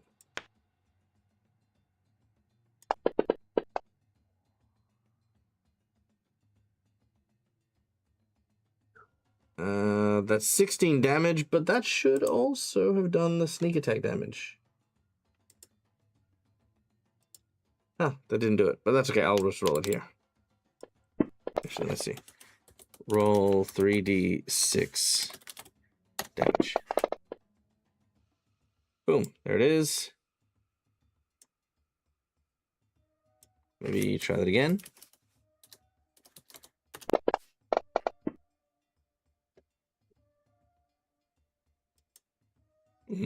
Oh, roll 3d6. What's the damage type? Precision damage.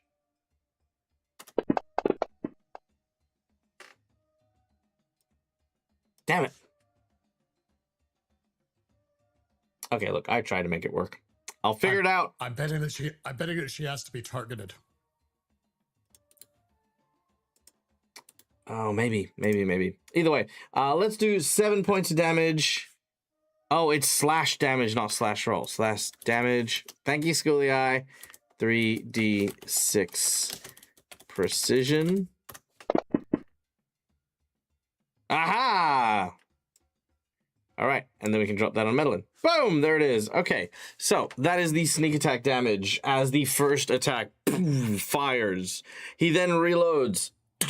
A piece falls out of his forearm as he prepares and takes another shot. This time you are not off guard. Second attack will go through here. Yes. Medellin is going to immediately use the Relentless Endurance. What does that do? Gain 1d8 plus 4 temp hit points. Lasts for a minute. Once I've taken damage. Oh, nice. Love that. Okay, roll it. Roll 1d8 plus 4. That would be a total of 8. All right. 8 temporary hit points it is as you are shot by quite a sizable blast Yep, that's cool. You've got that there. The second attack will, however, miss as you duck and manage to avoid a second shot from this guy. He kind of looks... Oh, wait, no, sorry. No, my apologies. You are tracked as well. Yada, yada, yada. Can't become concealed. No, you are actually still off guard. So with the attack being a 13, what is your AC? Should be higher than 13, 20. Yeah, you're fine. You're still fine. Cool. Okay, now do I get to... I have reflex expertise.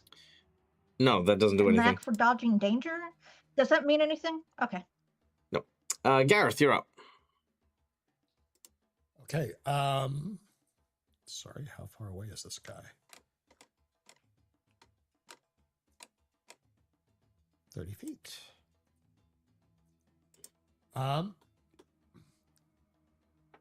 He's going to photon attune.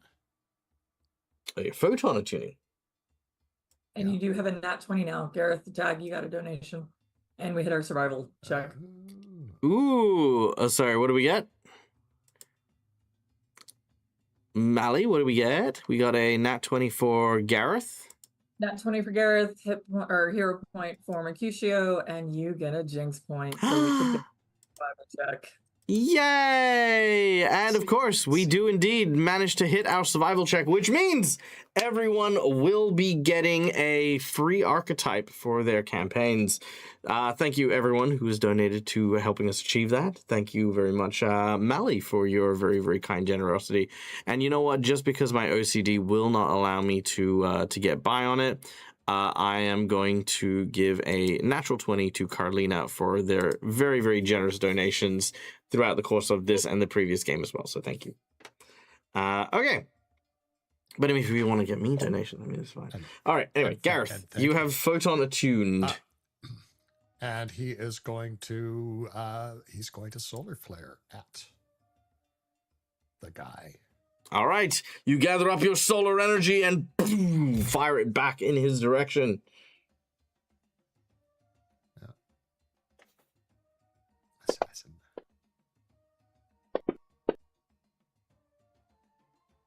All right. Before we resolve that, he is now, as a reaction, going to utilize his accelerated response, which unfortunately is going to increase his AC by 2 as a reaction to your shot, allowing him to avoid it. So as you've shot at him, he pretty much goes all Matrix slow-mo and manages to avoid your attack. Huh. Because he's got 19 AC, which brings him to 21. I see. Well, I could crit. You could use that. I could use a nat 20 on that. So I think, may I ask why there was a mischance on it?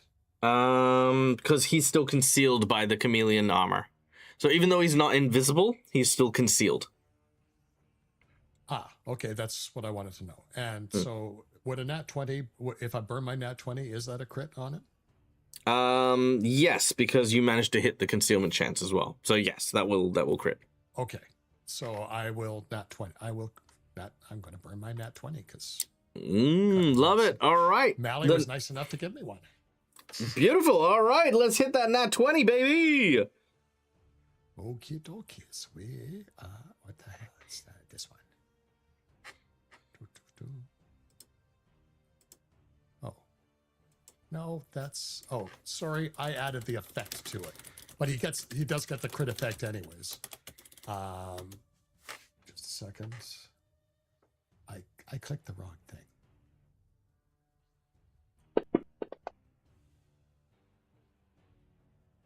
All right. 8 fire damage. Very nice. All right. And he also has persistent fire damage. Ah, very nice. All right, I'll add that to him. How much? No, I did drop it on it. Like that's that. I thought. Oh I yeah, was no, I see it. I see it. Yep. Targeting him, and so. Yep. Yeah, you got it. You got it. All right. Question. Yeah. Now, question for you. If he's burning, does that eliminate his concealed conditions?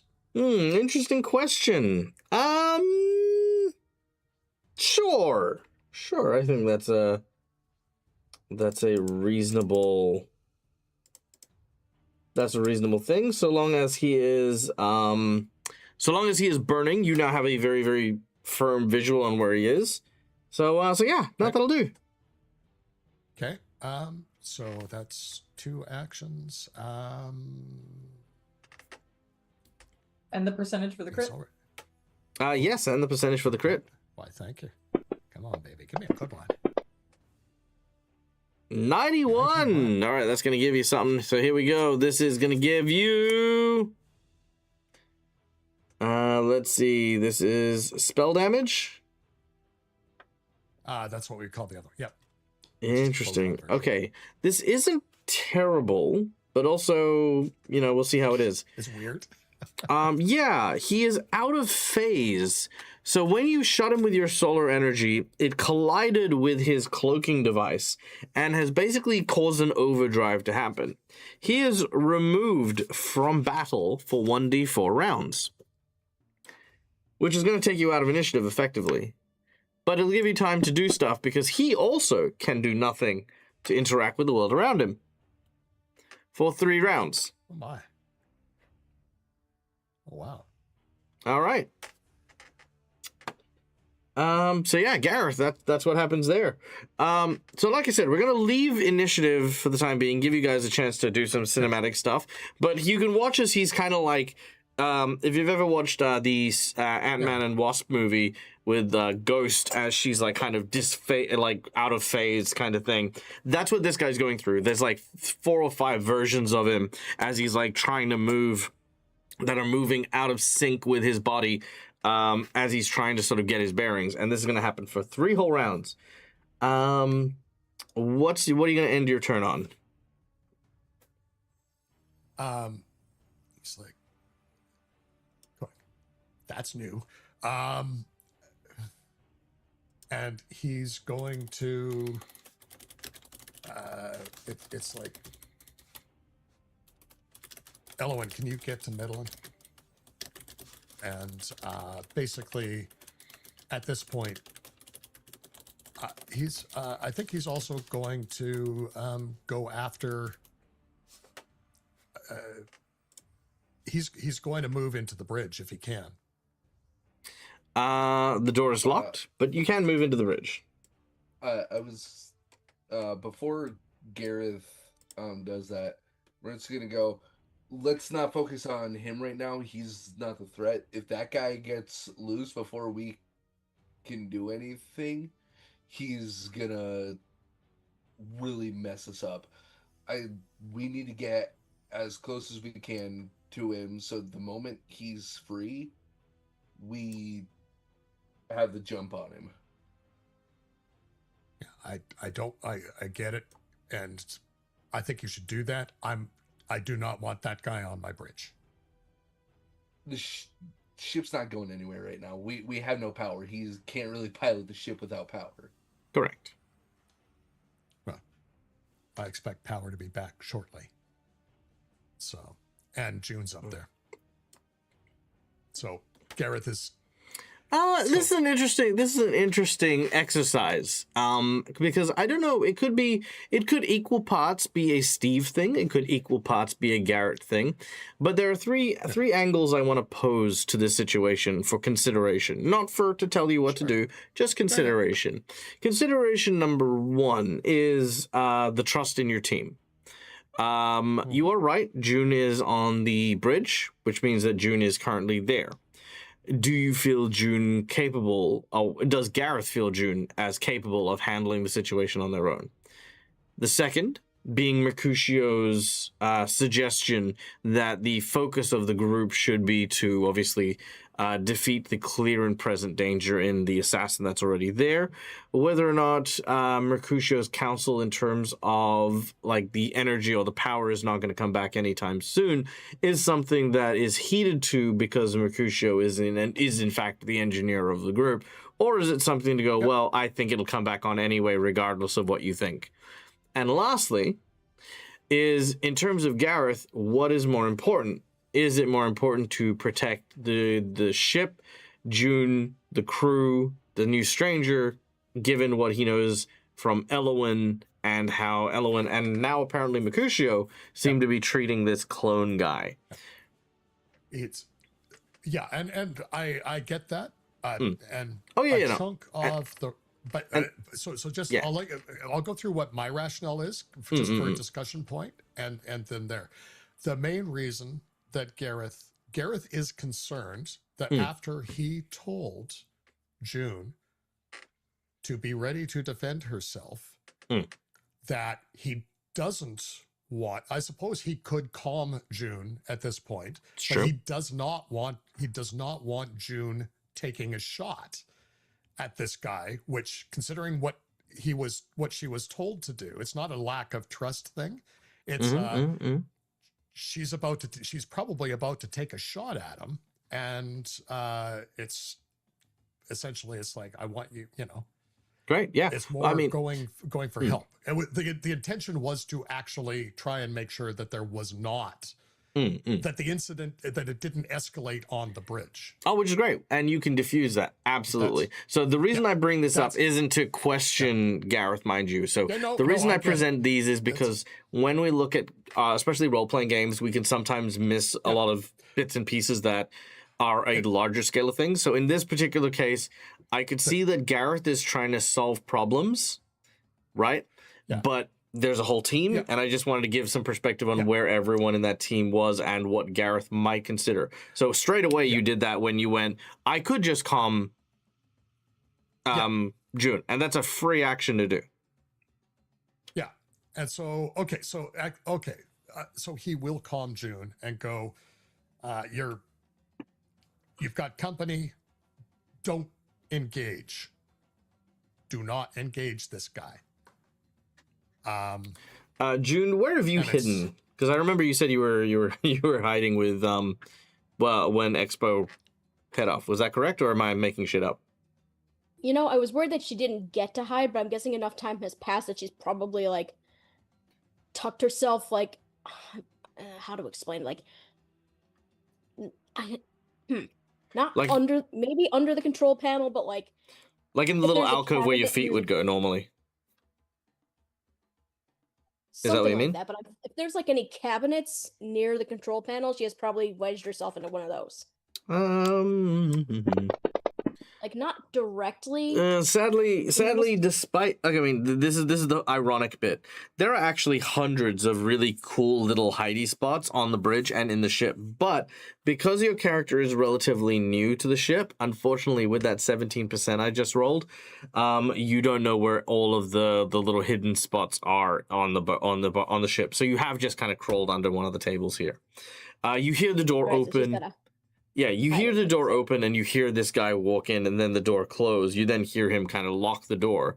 But then Gareth's voice comes over the comm and you see, well, you don't see, but you kind of perceive this guy then turning into the cockpit. So he knows someone's here. He doesn't know where you are specifically, but he's just heard Gareth on the comms through your comm. June, obviously, if she responds, she gives herself away. So she's trying to be really, really quiet and just see, like, she might be peeking out. Well, hold on. If she's directly under the panel, basically hiding in plain sight, he's probably gonna bump into her eventually. But either way, she's trying to stay small and quiet and like kind of doing the "you can't see me, you can't see me, you can't see me" thing. Sure. He says, your captain's right. You shouldn't engage with me. I'm a very dangerous individual, and you don't want to cross me. I mean you no harm, unless you intend harm. Regardless of whether she can be seen, June shakes her head. He can't see you, but he's like just sort of scanning the area. Yeah, she still does it because that's just how silly how she is, but otherwise she's not moving. She's not doing nothing. She's staying out of sight. No, love it. Okay, before we get to the next bit, Mercutio, what are you doing? So we're out of combat effectively. You've kind of signaled that you want to set up an ambush. This guy is out of phase. He can't actually even leave the spot he's in. What do you want to do here? Do we have an armory? No. No. Is there enough time for Merc to run to his workshop to grab his weapons? Because he's completely unarmed. Yes, you do have plenty of time for that. Okay. Merc is going to run to his workshop and grab the sword he made from the monster parts that we got. Sure. From the Tybalt is there and he hands it to you. You were here the entire time? Mm-hmm. Good boy. And he runs back. Okay. Basically, he's gonna set himself up to be directly behind the guy, and he's holding his sword, ready to swing the moment the guy or he's even gonna go so far as to activate his overdrive too. Very nice, very nice. All right. Elwyn and Medellin, what about you? How are you setting up your ambush?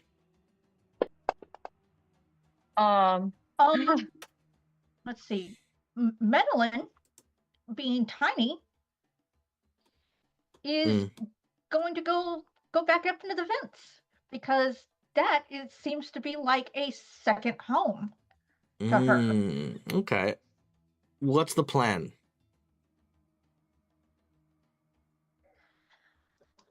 Being able to go through vents means that Medellin can go through any of the rooms pretty much undetected and be able to look in those rooms. Are you trying to find the assassin? Not just find, but set up a place where the assassin can be ambushed.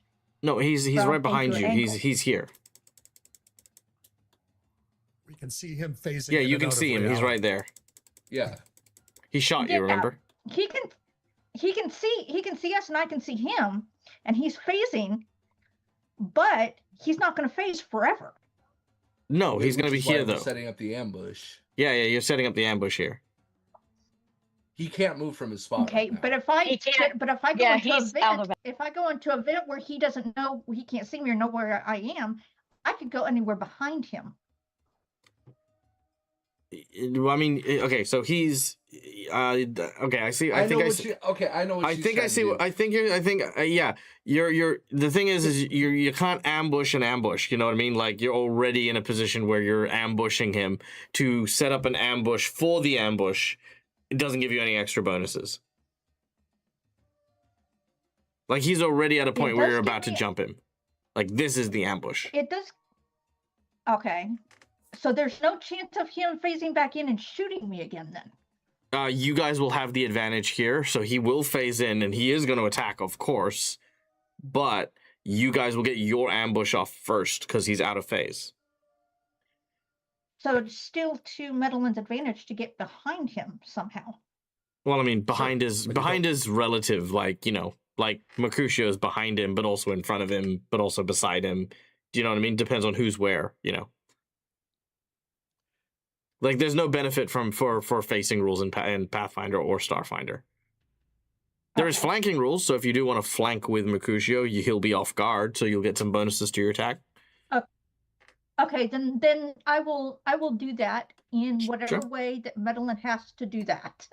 All right, sweet. All right, so you'll flank with Mercutio on either side of him. Cool. All right, Elwyn and Gareth, what about you guys? Yeah. Again, you have 3 rounds of prep, so you know tons of stuff you can do. Yeah. So it's like Gareth is like Medellin took a couple of hits. Do what you can, but and I would suggest staying out of reach of this guy. So do it fast. But then he is going to move in essentially, can't flank. Well, mind you, I suppose you could use, does Elwyn have a melee weapon? Mm-hmm.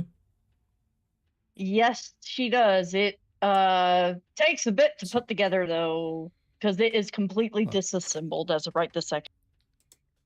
Yeah, well, when you say a bit, is that within, 3 rounds of combat, or is it more than? Oh, 3 yeah. rounds Well, of I mean, yeah, she could do it within 3 rounds of combat. Like she Yes. could get off the hill and then scramble to assemble this thing in 3 rounds, I think. Because sure. Because the biggest thing would be then that if essentially where I was going as a player was to, we've got all 4 around him, which gives everybody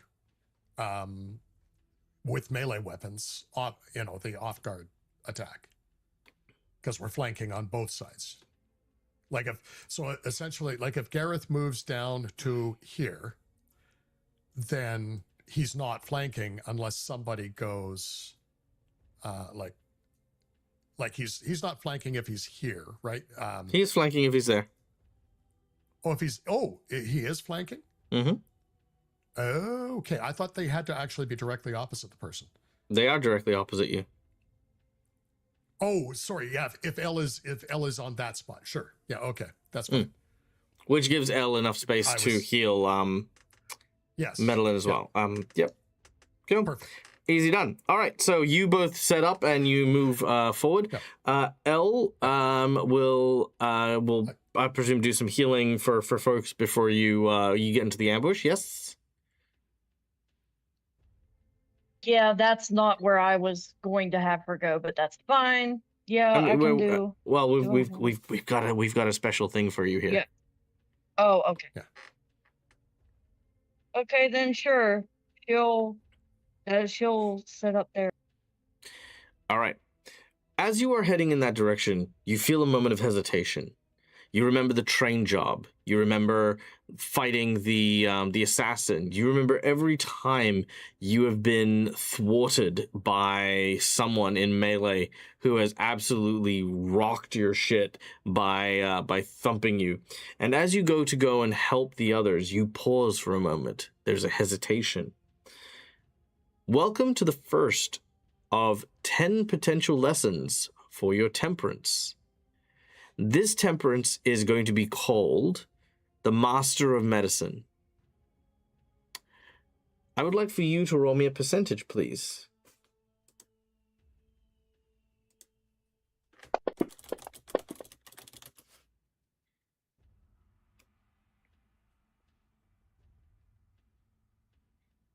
All right, with a 36, that's unfortunate. I mean, it's not unfortunate. It's funny. All right, bear with me for 2 seconds. Carlina. Oh no, actually, you know what? I'll do this next week. I'll have a Hero Forge and stuff like that for next week. But I want you to imagine a Kasatha that appears to you in astral form. And as he does so, he looks to you and he says, Elwyn, the path you seek is one of peace and healing. You seek to bring wellness to others. A gentle hand indeed. Your temperance shall guide you to the realm of... Then suddenly, boom! This guy is kicked in the face by another Kasatha. This one ripped in with muscles with like 4 swollen-ass arms. And he says, get out of here, Wakwan! This one's mine. You see this individual, a rather big and rather heroic-looking individual. He looks to you and he kind of like just sort of stares at you. He doesn't sit in that monistic kind of way. He sits with his legs kind of spread apart, one arm sort of resting on his hand. He's got like a jug of alcohol next to him, and he says, "You are Elwyn. I've heard about you. I've been looking forward to meeting you. The spiritual guides on the temperance have been doing everything they can to make sure that I don't find a student, but fuck them and fuck all of this. Look, everyone will tell you that in order to be someone who masters the art of healing, you have to be some sort of namby-pamby, fucking pissy, wishy-washy, love and not war person. But you're not like that. You've never been like that. They want to make you like them, and that's not what this is all about. I was a battlefield medic. I learned how to fight on the front lines as well as any of the fighters fucking around me. Because if anyone was trying to deal with the people I was taking care of, I'd snap their neck, set it right, and teach them a fucking lesson. And that is the kind of fucking healer you are, and that is what I'm gonna teach you how to be like. If you want me to. Or you can try for old Mr. Miyagi fucking this cunt fucking fuck. Not Mr. Miyagi. So you can't make me laugh when you do these things, because it takes me a minute, Dad. I have to. So Elle's gonna breathe. She's gonna look at big honking guy over here. Gonna look at the little frail guy who got knocked to shit. He's gonna go, I'm really not like that. Any help you can give me, please, but I need to not get my shit stomped every time I try to fight something with my fists. It sucks. It does suck. And you watch as he reaches over and he grabs your arms, and as he does so, he will bestow upon you, he'll bestow upon you a bunch of stuff, which we will clarify next week after we get your dedication feats and stuff like that, because now that everyone has a free archetype, Elwyn, I invite you to potentially take on the monk or martial art one, and then I'll adjust what I give you along with the hand wraps according to what you get, so you're not doubling up on powers and abilities and stuff. So he's basically going to teach you how to unarmed fight. And as you had that moment of hesitation to go and step in to help Medellin and to flank with Gareth, this vision of this temperance guide hits you. You feel a power in your fist unlike anything before. And you go into melee to heal, but not just to heal, you're now there to also kick ass. So that is your secret menu item and your new mentor, courtesy of Gareth, aka Cookie Mon Steve. Thank you so much for your donation, you lovely bean. So yes, we will give you some stuff for that next week. Gareth, your augmentation will also come in at this point. Your augmentation shall be high-speed thinking.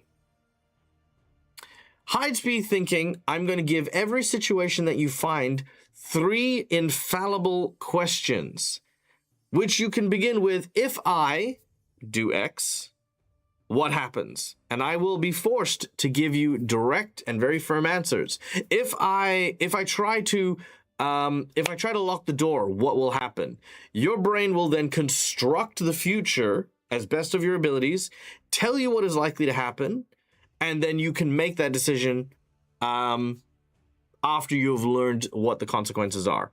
You can use this ability 3 times per... Actually, you know what? Let's say this will use a focus. It's going to cost you a focus to use this ability, but it will overclock your mind and give you all variables. And that is your augmentation for this. I feel like this is a really like seeing how you're playing Gareth and how he was today. I love this ability and this idea of like a cognitive power that's going to help you out with this. I think that will be lovely. Fantastic. All right. Now, to end our game. Sorry, we did go a little bit over. Carlina. The version of you that pulls out of this creature sheds the tentacle like a skin and then kicks away from it. The skin is now traveling away from the ship, and this pale white, almost chalk-looking Carlina is now heading towards the ship with a feral look on its face. As it gets closer and closer, you and Boyd kind of look at each other like, ew, and fuck, and ah. And as it gets closer, that is where we'll end the game. What the fuck? Fucking deep. All right. Thankfully, in the previous in the previous reality, you had killed the tentacle before it got to create the little like bone clone. The bone clone is alive and is now heading towards you guys, and that'll be a whole other thing. But we'll come to that next week when we return for more fun and adventures. But in the meantime, guys, That's Michael, the Dead as a Gamer. This is my place. This is my face. You can find it here a number of times during the week. A very special thank you to all of my lovely players and all of our donators. And I now look forward to having to add a archetype to every single one of my group tables. So I hope you guys will look forward to that because everyone's getting a nice sharp boost in power. So there you go.